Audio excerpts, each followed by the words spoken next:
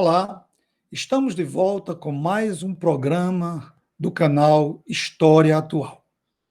E hoje nós iremos conversar sobre jogos digitais e narrativa histórica. Você que está nos assistindo, gosta dos jogos digitais? Você já percebeu que muitos dos jogos digitais mantêm um diálogo muito franco, muito interessante com a história? Pois é, isso é o que nós vamos conversar no programa de hoje. Não saia daí. Em instantes, teremos um papo interessantíssimo sobre jogos digitais.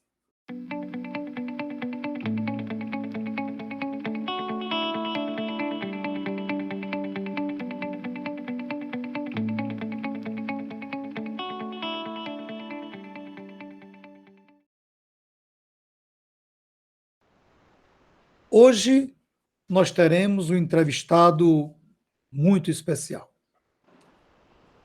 que irá conversar conosco sobre jogos digitais e suas formas de apropriação dos discursos históricos e de que maneira isso pode contribuir com o ensino de história nas escolas. O nosso entrevistado é o professor Mariano de Azevedo Júnior, uma pessoa que mora no meu coração. Mariano é licenciado em História pela UERN, mestre em História pela UFRN e doutor em História pela Universidade Federal de Uberlândia, onde defendeu a tese Jogos Digitais, Simulação e Representação do Passado. Jogar BioShock como exercício de investigação histórica. Uma tese que me encantou quando eu a li. Mariano atuou como professor do ensino superior entre os anos de 2008 a 2020 e atua como professor de História na rede de educação básica na cidade de Natal. Trabalha, né, nas seguintes áreas de pesquisa: História e mídia, História cultural, História e ficção, Teoria da história e História pública. Tem uma vasta produção e destacamos algumas para que você possa conhecer um pouco mais sobre Mariano. Produziu um livro em parceria com Carmen Brunelli de Moura, cujo título é A Escola do Século XXI, Reflexões e Implicações para as Práticas Docentes, pela editora da Universidade Potiguar, em 2014. E tem vários artigos publicados em revistas especializadas. Destacamos dois. Primeiro, O Pop Não Poupa a História, como os videogames interpretam o passado a serviço da globalização cultural, na revista de Artes e Humanidades, em 2017. E o segundo, O Espelho da Guerra, a virtude na visão renascentista de Maquiavel, na revista Urutágua, de 2006. É com enorme prazer e já agradecendo que o programa História Atual recebe Mariano de Azevedo Júnior. Amigo, seja bem-vindo. É uma satisfação compartilhar com você e aprender com você sobre um tema instigante. E eu gostaria de começar colocando você numa situação de olhar para quem está assistindo e explicar essa frase. Eu a extraí do seu trabalho. A frase é o seguinte: os videogames estão, provavelmente, entre os meios de comunicação que mais divulgam a história publicamente. Amigo, você poderia esclarecer de que maneira isso ocorre? Boa tarde, professor Lemuel, e todas as pessoas que estão nos assistindo. É um prazer imenso, eu queria fazer essa reciprocidade, estar aqui, em primeiro lugar. Eu que tenho uma relação com o professor Lemuel já há um tempo, de aluno, de colega, de amizade, fico extremamente feliz de estar aqui participando dessa entrevista, nesse interessantíssimo programa. A tese, Lemuel, que eu escrevi, né, ela está recém-defendida, né, é uma tese que também me instigou bastante, tá, por vários aspectos, inclusive por colocar a gente num papel de descoberta, né, sobre um objeto que a gente acreditava ter algum domínio, e ele vai se revelando cada vez mais interessante. E esse ponto que você coloca, né, extraindo essa frase, é uma frase realmente assim de justificativa do texto que chama a atenção realmente do leitor, que demonstra como os videogames é uma ferramenta de divulgação de conteúdos históricos, de temas históricos, tão importante, tão vasta, né? E muitas vezes no nosso meio acadêmico, na comunidade de historiadores, a gente negligencia por uma série de razões objetos como esse, né? Justamente porque talvez não faça parte do nosso establishment cultural, ao qual nós estamos ali habituados a lidar, né? Como literatura, cinema, teatro, né? Televisão. Então, os videogames entram aí como ainda uma espécie de novidade aqui no Brasil, na comunidade de historiadores, enquanto objeto de estudo, embora lá fora não seja tão novidade assim, né? Já vem sendo estudado de uma maneira muito interessante. E essa questão que você trouxe, pegando essa frase, da força que os videogames têm com relação à divulgação dos conteúdos históricos, é uma coisa que já vem sendo discutida, né, no meio acadêmico e fora dele já há algum tempo. Tá? Institutos, por exemplo, de pesquisa, né, muito renomados, a Reuters, por exemplo, o Instituto de Pesquisa Internacional, né, e várias outras fontes vêm relatando como a indústria de entretenimento digital, né, a indústria de jogos eletrônicos, que hoje é uma das mais lucrativas, se não a mais lucrativa, né, nesse setor de entretenimento, tem impulsionado, né, acima inclusive da indústria cinematográfica, da indústria fonográfica, né, cifras que são surpreendentes. E o que me chama a atenção é como que no conjunto desses todos esses títulos que são produzidos, né, dentro da indústria de entretenimento digital, os temas históricos vêm ganhando força, né, significativamente nesses títulos de videogames, de jogos eletrônicos. A gente podia destacar aqui alguns, né, que chegam a vender assim milhões de cópias pelo mundo afora de uma maneira muito rápida, né, muito veloz. Por exemplo, jogos digitais que abordam temas contemporâneos, como o tema das guerras mundiais, por exemplo, o tema da Segunda Guerra, que sempre teve um apelo comercial muito forte, né? O tema da Primeira Guerra Mundial, o tema da Guerra Fria, ou temporalidades mais recuadas, por exemplo, a Antiguidade e a Idade Média, né? São temporalidades representadas de uma forma muito frequente nos jogos eletrônicos, né? Então, nós temos geralmente a reprodução, digamos assim, de algumas narrativas que nós conhecemos por outros meios, filmes, por romances, né? Por seriados de televisão, e que acabam agora ganhando um novo formato, né? Dentro do que são os jogos digitais, são jogos de computador, né? E dentro desse novo formato, eles acabam agenciando esses elementos de uma maneira um tanto quanto diferente. Então, eu acredito que é mesmo uma popularização dos conteúdos históricos. Quem está em sala de aula, por exemplo, principalmente que lida com a educação básica, consegue perceber isso muito facilmente quando está trabalhando certos conteúdos ou certos assuntos em sala de aula e é abordado com frequência pelos próprios alunos, né? Os alunos se colocam sempre, porque conhecem o tema a partir de um jogo de videogame, muitas vezes, né? Mas esse tema eu conheço porque eu joguei tal jogo, eu joguei tal franquia, né? Então você percebe que esse é um universo muito vasto. E isso chama a atenção do historiador por várias razões.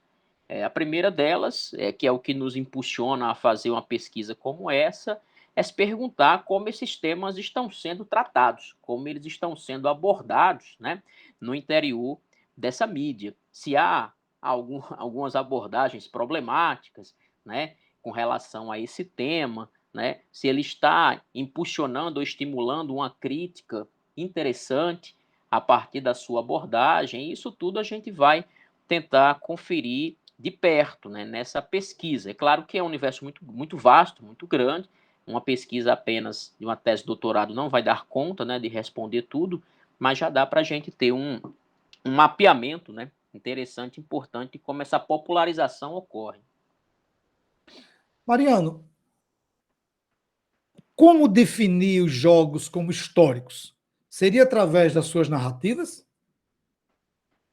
Essa pergunta, ela é bem importante para mim, bem central, porque esse foi uma questão que eu persegui, eu diria que é a questão central, né, da tese.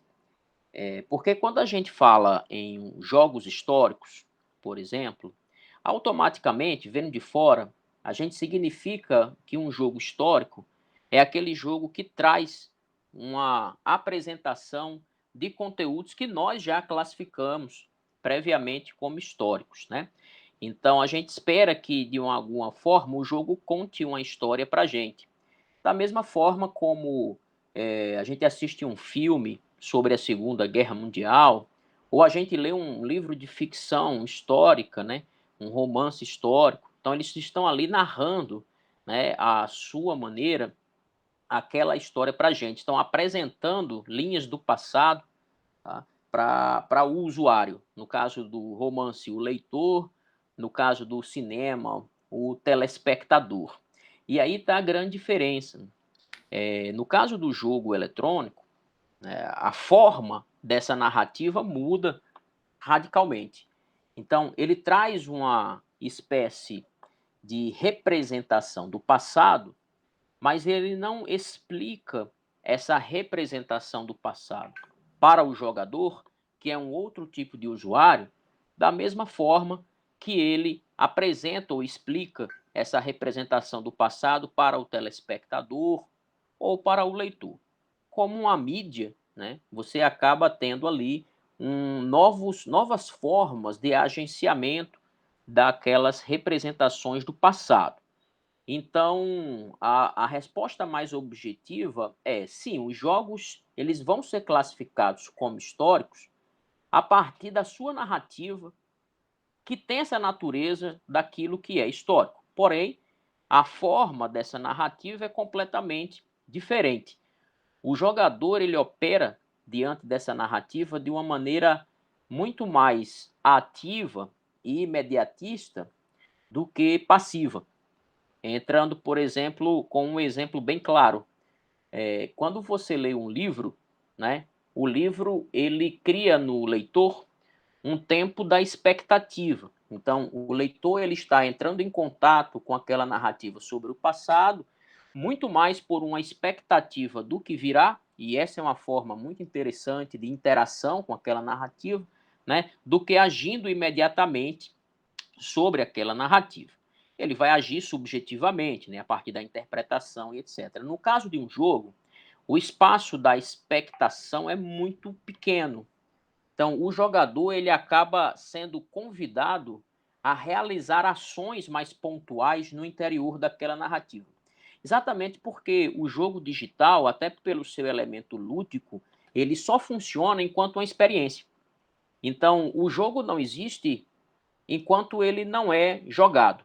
Então, a partir de uma infinidade de gêneros e estilos de jogos, o jogador vai assumir um papel muito ativo no interior daquela narrativa. Por exemplo, ele vai se tornar um soldado, né, em uma batalha no interior de uma Segunda Guerra Mundial, e ele vai simular ações no interior daquele evento usando exatamente os controladores de jogo, né? Isso é uma propriedade estética ali bem interessante. E aí o que é um desafio para a gente que pesquisa essa área é tentar perceber não necessariamente o que o jogo apresenta sobre o passado, mas como o jogo nos dá a possibilidade, porque ele também tem um conjunto de regras, ele tem suas permissões e proibições. E é isso que é interessante de ser analisado. Como o jogo foi programado, como ele foi desenvolvido para criar um espaço de ação para o usuário no interior da narrativa. Vou dar aqui um exemplo bem claro. Uma das coisas que me chamaram a atenção assim, logo no início da pesquisa. Eu estava jogando um jogo lá de videogame que eu chamado Call of Duty, né? Um jogo muito famoso, o pessoal que joga se identifica, vai gostar, vai jogar. Era um jogo em que eu era um soldado americano no ano de 1961, isso é contexto de Guerra Fria, né? E eu fui enviado numa missão secreta, né, norte-americana para Cuba. Era um contexto da invasão da Baía dos Porcos e tal. E eu estava lá em Cuba e eu era um soldado e estava entrando, né, em um bunker procurando, né, algum bandido, algum criminoso e tal. E de repente, quando chegou no momento ápice do jogo, né, a figura que eu queria encontrar, que o jogo estava me colocando para encontrar, era o Fidel Castro, né? Então, eu encontrei assim, Fidel Castro estava lá na minha frente, eu estava com a arma lá apontada para ele, né? E o jogo não me dava outra possibilidade, assim, eu tinha que atirar no Fidel Castro. Eu não podia escolher, por exemplo, não atirar. E a partir daquilo eu comecei a ter uma reflexão. Eu disse, poxa, mas eu poderia ter a possibilidade de não atirar aqui, né? Se fosse um jogo de outro gênero. Então, esse é um gênero geralmente mais linear, né? Que dá um espaço muito fechado para o jogador. Mas já existem outros tipos de jogos que são muito abertos. Geralmente os RPGs, os jogos de interpretação de papéis, em que o jogador pode alterar o curso da narrativa a partir da sua decisão. Então, isso me chamou muito a atenção na forma como os jogos narram o passado. Eles vão criar, tá, um espaço de ação que é mais ou menos limitado de acordo, né, com o sentido, com o gênero do jogo, e cada gênero tem um conjunto de regras diferenciado. Então, a narrativa do jogo é que precisa ser descortinada. Ele simplesmente não apresenta, mas ele nos coloca num papel de agir e de decidir frente a representações do passado que já existem. Uma coisa que eu defendi na minha tese, e eu sustento, e eu discuto isso com pares, com pessoas que pesquisam também, é que os jogos de computador, eles necessariamente não criam representações do passado, como, por exemplo, os romances fazem isso muito melhor, o cinema faz isso muito melhor. Ele não chega a criar representação, mas ele se apropria de representações já existentes em outros meios e ele traz para o seu universo computacional, né, e agencia isso de uma maneira diferente. Então, essa é que é a grande questão de você perceber o que o videogame faz com essas representações do passado. Tem uma frase que eu até repeti várias vezes na tese, tentando chamar a atenção do leitor exatamente para isso, quando eu falava, olha, no caso dos jogos digitais, analisá-los não e a sua relação com o passado, não se trata de você analisar o que você vê na tela, simplesmente, mas o que você pode fazer com o que você vê na tela. É esse conjunto de possibilidades, né? É esse conjunto de decisões que o jogo pode colocar na mão do jogador. E isso faz, claro, que nós tenhamos jogos comprometidos ideologicamente, com determinadas visões, assim como também nós podemos ter jogos muito interessantes do ponto de vista de estimular uma crítica ou uma construção alternativa, né, do passado que estimule uma reflexão sobre isso. Eu acho que esses, inclusive, são os mais interessantes, porque quando o jogo te dá uma oportunidade de manipular as representações do passado na forma como nós conhecemos, automaticamente ele coloca você num papel de refletir sobre isso, de levar uma reflexão sobre essa questão. Então é mais o formato, a natureza dessa narrativa, né? Que aí é uma outra seara, porque tem uma série de teóricos da mídia, teóricos da comunicação, sociólogos da comunicação, que já estão há muitos anos debatendo exatamente a natureza do meio computacional enquanto uma forma de narrar. Será que o computador possui uma forma de narrar? E que forma é essa? Essa forma é algorítmica? O que é que a gente precisa, né, entender? Então, os jogos fazem parte desse universo, né, de um universo computacional, um universo da cybercultura, para utilizar aqui o termo do Pierre Levy, né, que tem um sociólogo, filósofo muito famoso relacionado aí a esse meio. Veja como é uma abordagem muito interessante para quem joga, conhecer um pouco desse diálogo entre os jogos digitais e a narrativa histórica, e para quem não joga, que está nos assistindo, despertar para conhecer se vai ou não utilizar os jogos digitais, mas que a gente precisa conhecer aquilo que os nossos filhos, os nossos sobrinhos, os nossos netos, nós mesmos, né, fazemos diante do computador, do celular ou de qualquer outro equipamento. E eu sei que você que está nos assistindo está achando interessante essa nossa conversa. Então, eu peço para que você dê um like, né, você se inscreva no nosso canal, você divulgue, compartilhe o nosso canal, para que a gente possa fortalecer o nosso trabalho, divulgando os temas dos mais diversos campos e abordagens, né? Mariano, você pesquisou alguns jogos que chamam a atenção pelo perfil e a abordagem de diversos temas e representações sobre momentos históricos. Você já citou aí, por exemplo, os RPGs de fantasia medieval, os jogos de tiro militaristas sobre as guerras mundiais do século XX e os jogos de estratégia com base na história das civilizações. São três abordagens riquíssimas para nós que estudamos história percebermos de que maneira a coisa funciona. Nos fale um pouco, Mariano, como é que se dá essa relação entre o jogo e a história? Você já mostrou um pouco da narrativa, né? Como é que se dá essa relação entre o jogo e a história? Esses três gêneros, né, são muito famosos na história dos jogos digitais. Essa história é só um recorte temporal, uma mania de historiador, né? Essa história, ela remonta à década de 70, né? Se a gente observar, os jogos digitais começaram a ser produzidos na década de 70 e produzidos e comercializados, né? Não como experimentos.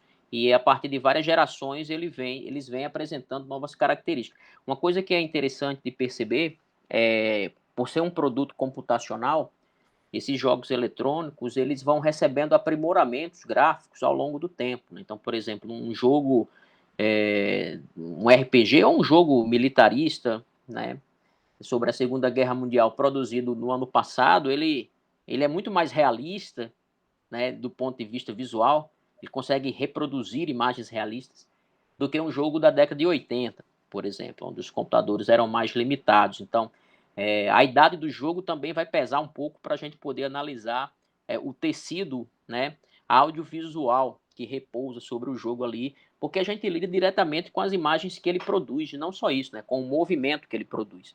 Então, esses três gêneros, né, que eu citei, eu os coloquei. Claro que existem outros gêneros, gêneros híbridos, mas esses três eles ocupam um lugar central na indústria, né, de jogos eletrônicos. E são geralmente três gêneros ou estilos de jogos. E aqui só para ficar claro, quando eu falo gênero ou estilo de jogo, eu estou colocando que um gênero ele apresenta não necessariamente um tema, mas uma maneira de jogar. Cada um desses gêneros ele tem um conjunto de regras, né, que vai fazer com que você jogue de uma maneira diferente.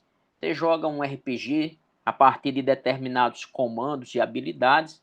Isso é bastante diferente de você jogar um jogo de estratégia, por exemplo. Então, o gênero ele precisa ser avaliado a partir das regras. Mas eu considero que esses três sempre foram muito conhecidos por popularizar conteúdos históricos, né? Os RPGs de fantasia medieval, eles já vêm de uma tradição que, na verdade, vem de fora dos jogos digitais, né? Eles trazem uma grande influência dos RPGs analógicos, dos jogos de mesa, né? Sobretudo ali aqueles primeiros que saíram na década de 70, como um jogo de RPG, um jogo de interpretação de papéis muito famoso, baseado em narrativas, que foi o Dungeons and Dragons. E, por sua vez, esses jogos têm uma grande matriz, que é a literatura fantástica do autor inglês, do autor britânico, o Tolkien, né? O J.R.R. Tolkien, que é autor, por exemplo, de romances muito famosos, como a trilogia do Senhor dos Anéis, né? Uma coisa que se tornou muito famosa na cultura ocidental, na cultura pop. Então, os jogos eles vêm se alimentando desses outros meios, né? E eles apresentam esses RPGs de fantasia medieval, geralmente, né, um mundo muito aberto. Um mundo aberto no campo dos jogos digitais é um mundo que dá uma ampla possibilidade ao jogador. Ele, inclusive, dá uma possibilidade ao jogador de criar uma espécie de personalidade. Ele cria, ele customiza o seu personagem, cria uma personalidade, e as suas decisões é que vão marcar o sentido da narrativa. Como um jogo de interpretação de papéis, literalmente você faz isso. Você pode, inclusive, nesses jogos, adotar posturas éticas ou antiéticas. E o jogo vai responder a você de uma maneira diferenciada. Geralmente ele faz isso no interior de universos medievalistas, utilizando aspectos do imaginário medieval. Essa é uma das grandes tradições da indústria, né? Abordar esse gênero associado a esse tema. Já os jogos militaristas, né, que são os jogos de um gênero, muito talvez seja hoje o gênero mais famoso da alta indústria, que é um gênero chamado FPS. FPS é uma sigla, e o pessoal que joga já identifica na hora, mas FPS é uma sigla, né, para o termo em inglês First Person Shooter, né, quer dizer, jogo de tiro em primeira pessoa. É aquele tipo de jogo onde você assume o comando de um personagem e é como se você estivesse controlando a sua visão. Você só vê as mãos e as armas que ele carrega. Então você assume uma primeira pessoa daquele personagem. Então, é um jogo muito imersivo. Esse tipo de jogo é interessante porque o que ele traz de histórico está na descrição do seu tecido audiovisual. São jogos que, diferente dos jogos de fantasia medieval, que trabalha com elementos imaginários, etc., são jogos que trazem, né, reproduções realistas, buscando atender aquela velha lógica de reproduzir um evento ou um episódio como nós conhecemos na historiografia, na história real. Por exemplo, existem jogos centrados na Batalha da Normandia de 1944. Então, geralmente, esses jogos procuram trazer elementos realistas da forma como nós conhecemos aquele passado. Então, tem jogos que representam alguns eventos da Guerra Fria, por exemplo. Então, eles reproduzem armamentos da época de forma realista, uniformes, veículos, prédios, edificações, táticas de guerra. Então, são simulações muito reais. Você percebe que o que tem de histórico nele, muitas vezes, precisa ser analisado no cenário e a maneira como você interage com esse cenário. Uma coisa interessante é que esse gênero tem uma relação muito íntima com o cinema. Tá? Inclusive, um dos grandes contribuintes para a popularização desse gênero foi o próprio Steven Spielberg, né? Spielberg, que dentre as suas grandes produções no cinema, tem uma produção que é uma das suas paixões, né? Declaradamente por ele, relacionadas a temas de guerra e especificamente a Segunda Guerra Mundial. A gente pegar, por exemplo, o consagrado filme do Spielberg, o Resgate do Soldado Ryan, né, que apresenta, por exemplo, todo o desembarque de tropas americanas na Normandia, né, no famoso dia D, etc, etc. Uma produção estética que ficou muito famosa. Spielberg tentava, com aqueles filmes, com aquela produção, exatamente trazer uma interpretação realista, colocando muitas vezes o papel do soldado, e não dos grandes comandantes, dos grandes oficiais, mas o papel do soldado vivendo o drama da guerra. E Spielberg, ele foi desenvolvedor ou co-desenvolvedor do jogo de videogame que meio que marcou essa geração desses títulos ali no final dos anos 90, começo dos anos 2000, que foi um jogo chamado Medalha de Honra, Medal of Honor. Ele, inclusive, era proprietário de um estúdio de videogame que tentava reproduzir essa lógica de colocar o jogador no papel de um soldado, vivendo os dramas da guerra, os dramas da batalha. Ele depois saiu, esse estúdio foi comprado por outros maiores, ele não continuou com isso, mas a sua influência ficou e hoje em dia, praticamente esses jogos todos apresentam essa lógica. Coloca o jogador no papel de um soldado vivendo os dramas da guerra. Agora, diferente dos RPGs que eu mencionei anteriormente, os jogos desse tipo, militaristas, eles costumam ter um problema, né? Geralmente a sua narrativa não dá muito espaço de decisão para o jogador. O jogador ele vai ter que cumprir certas etapas do jogo que estão pré-definidas. E aí você percebe que no cumprimento dessas etapas existe um discurso que está preparado, né? Geralmente é um discurso muito estadunidense, né? Pró-conflito. Então, geralmente você tem jogos que, se você for analisar do ponto de vista político ideológico, você vai constatar que são panfletos ideológicos de determinadas visões sobre o conflito, né? Então, são jogos mais restritos do ponto de vista da possibilidade de decisão ao jogador do que, por exemplo, os RPGs. No RPG você tem um poder de decisão muito maior de mudar o curso da narrativa. Mas aí nesses jogos militaristas de FPS, né, dos jogos de tiro em primeira pessoa, você está mais preso. Porém, eles são mais realistas do ponto de vista do aspecto audiovisual. Você vê que são produções muito bem feitas que procuram reproduzir os eventos da forma como eles aconteceram. Eu boto entre aspas porque a gente que é historiador sabe que essa coisa da forma como aconteceu, isso é muito problemático, né? E muito relativo, ou pelo menos da forma como a gente conhece. E esse outro gênero, para a gente fechar esse tópico, essa questão, que eu abordei, é um gênero talvez um dos mais antigos, são os jogos de estratégia. Esses aí são interessantes porque eles vêm de uma tradição dos jogos de tabuleiro, dos jogos de mesa, que passaram a ser, né, digitalizados para o computador inicialmente lá atrás, anos 80, anos 90, mas que depois se tornou uma coisa própria e um gênero muito famoso. Esse daí é diferente, não te coloca num papel de um soldado, não te coloca no papel de um camponês medieval, né? Mas ele adota uma visão macroscópica. Ele coloca você, coloca o jogador no papel de ser o desenvolvedor de uma civilização.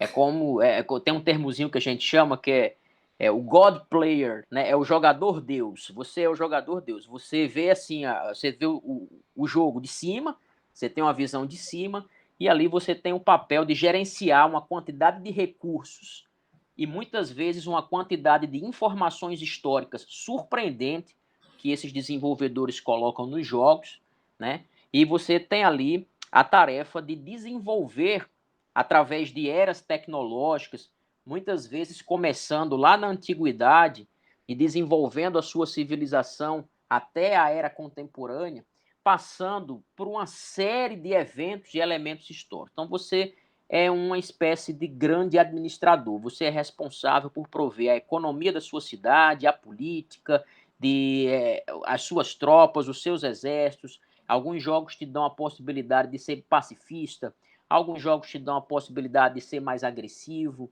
Você joga de acordo com as características de cada nação.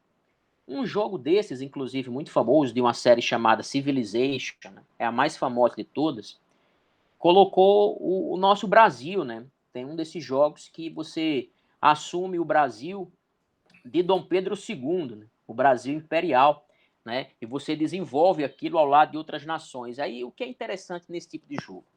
É interessante que ele te dá uma liberdade maior de desenvolver a nação ou aquela civilização de acordo com o que o jogador já conhece sobre aquela civilização. Por exemplo, se eu jogo com o Brasil de Dom Pedro II, né? Eu sei que o Brasil de Dom Pedro II não foi uma potência militar, né, ali no século XIX que pudesse se comparar, por exemplo, à Inglaterra do século XIX, né?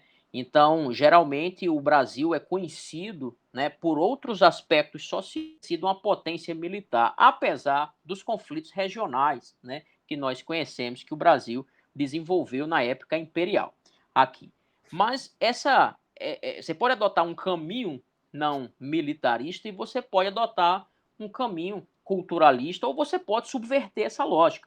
Por exemplo, tem um jogo chamado Hearts of Iron, é bem interessante, um jogo que pega as sociedades na época da Segunda Guerra Mundial. Você pode jogar com a Alemanha, com a Índia, com os países existentes. E eu conheço jogador, por exemplo, que pegou a Índia de Mahatma Gandhi e transformou a Índia num regime totalitário. Ele jogou com esse e eu conheço jogador que pegou uma Alemanha, né, nazista da Segunda Guerra Mundial e transformou a Alemanha nazista em uma sociedade pacifista, fazendo o sentido inverso. Então, esses jogos são interessantes porque eles permitem que você manipule um conjunto de informações históricas ali, que são pré-existentes, mas que te dão a possibilidade. Agora, falando de um problema desse tipo de jogo, né? É um jogo que geralmente o pessoal fala assim, vou levar para a sala de aula, né? O professor assim, porque é um jogo interessante, porque vai apresentar a economia para o menino, vai dizer lá, olha, dá para ensinar o que é o feudalismo, dá para ensinar o que é um sistema de governo democrático, o que é o totalitarismo, dá, mas tem que ter um cuidado com esse tipo de jogo, porque geralmente esse tipo de jogo ele é dotado, isso é uma coisa que eu até trago na tese, de uma perspectiva um tanto quanto evolucionista da história. Exatamente porque o movimento do jogo é de você ir passando pelas eras históricas. Você sai sempre de uma era mais recuada até chegar numa era contemporânea. E aí você tem uma grande quantidade de nações e civilizações. As europeias, as da América, as asiáticas, algumas africanas, algumas indígenas até, astecas, incas, você tem. Só que qual é o grande problema? Os jogos geralmente colocam essas sociedades para se desenvolver a partir de uma concepção de desenvolvimento muito europeu, muito europeizado. Então, é como se toda sociedade, para poder se desenvolver, ela tivesse que se desenvolver à maneira da história europeia, desenvolvendo, por exemplo, aquilo que nós conhecemos como as etapas de desenvolvimento da história europeia, a indústria, a ciência, a tecnologia bélica. E nós sabemos que muitas dessas sociedades que são abordadas, como, por exemplo, as sociedades tradicionais africanas, as sociedades indígenas, algumas sociedades asiáticas, elas não precisam ser submetidas a essa lógica evolucionista europeia para considerar que estão sendo necessariamente desenvolvidas. Então, é uma questão delicada. Traz uma coisa muito interessante, mas pode pecar em outro. Eu sempre converso sobre isso porque sempre que eu comunico a minha tese em um congresso, em qualquer conversa, é imediata assim a relação que as pessoas fazem com a escola, né? Porque liga assim, então isso seria uma ferramenta para a escola? Bom, seria, mas depende. Acho que esse é um assunto para a gente conversar no outro bloco, né? É interessante, muito rica essa informação. E aqui nós encerramos o primeiro bloco da nossa entrevista com o professor Mariano de Azevedo Júnior. Teremos mais assuntos, mais abordagens no segundo bloco.